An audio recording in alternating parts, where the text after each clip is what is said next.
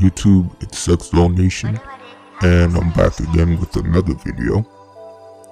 Today I want to talk about 3D printed eyes and 3D printed eyelids and many more. So as many of you know, when you get a sex doll or when you get a sex doll head, the eyes are fairly decent. You know, they get the job done. It's not very uncanny or anything, but there's 3D printed eyes that are created by an individual that goes by the name Mannequin Fan on the doll form. Now, if you're unfamiliar with the doll form is a website and a forum where people come together and they discuss sex doll related subjects. It's a very nice community.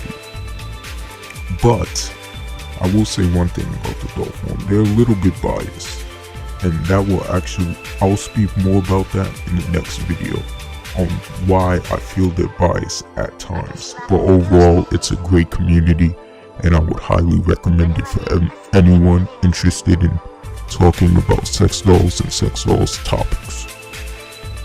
So, we're back to the 3D printed eyes and eyelids. The thing is, the eyes, the back of the eyes is just this space, and when you put the eyes inside the doll head, if you don't have, a cotton ball behind there, it's not going to fit completely, and it's going to be extremely difficult to move the eyes for photography. So if you have a doll for photography, this is the perfect video for you, and you need to keep watching. So here's the thing. There's these 3D printed eyes created by this guy named Mannequin Fan, and the iris of the eye is metal. So you actually remove the color of the eye instead of removing the whole entire eye from the socket of the doll.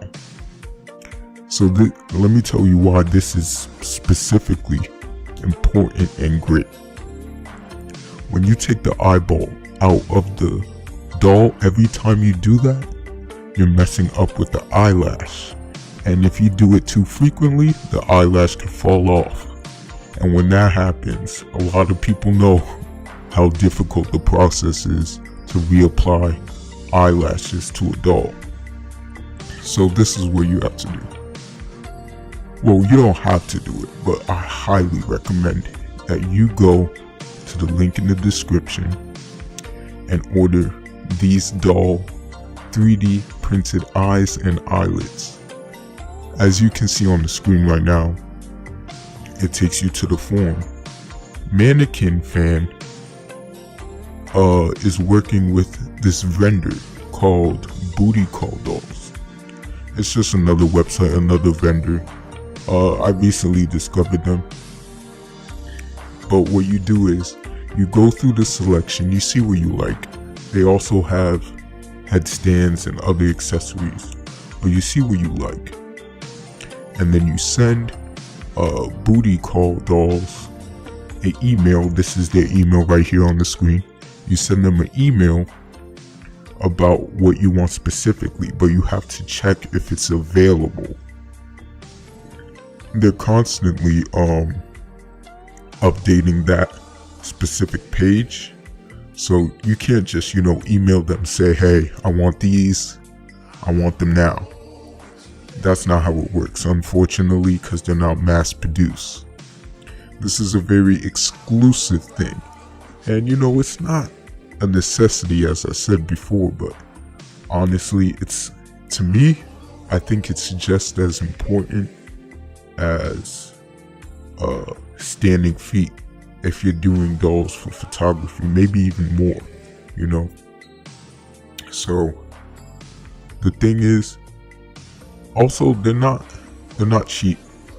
They're not cheap. They're about $60 for the whole set, which consists of 2 eyeballs, 2 eye colors, this metal like pencil thing to remove the eye.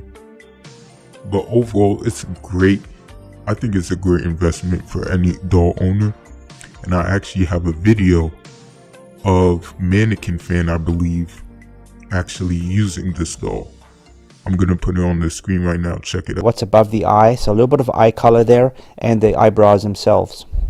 So before we get into the real details, is the eyes you can see here are not stuck to the head. I've taken those out, and you can see them adjacent to the head on the wood there. And these are 3D printed eyeballs that I made, very similar to the ones you can buy on the doll forum. And these I made in big bulk, so I can use them for all the heads that I have. And they're a little simplified than what is out there, but in this case the differences are not just the simplicity, but also this backing piece that I'm showing there with my finger that allows the eye to rotate very easily on the base. So this is one advantage that I have, and it's very, very easy to adjust the eye, and of course to install the eye. Also, I made a whole bunch of these irises. I probably have hundreds of these palettes around for all the pictures that I do, but here I'm just peeling one off, and you can see that this little iris has a little washer in the back, and it just, by magnetic forces, it just adheres to the eyeball, and it's quite tight, so it doesn't fall off inadvertently when you're doing your pictures or whatever. So that can come off with a little magnetic removal tool that has just a bunch of neodymium magnets, and that pulls off the iris, and you can easily exchange it for another color. So these are quick and easy to remove.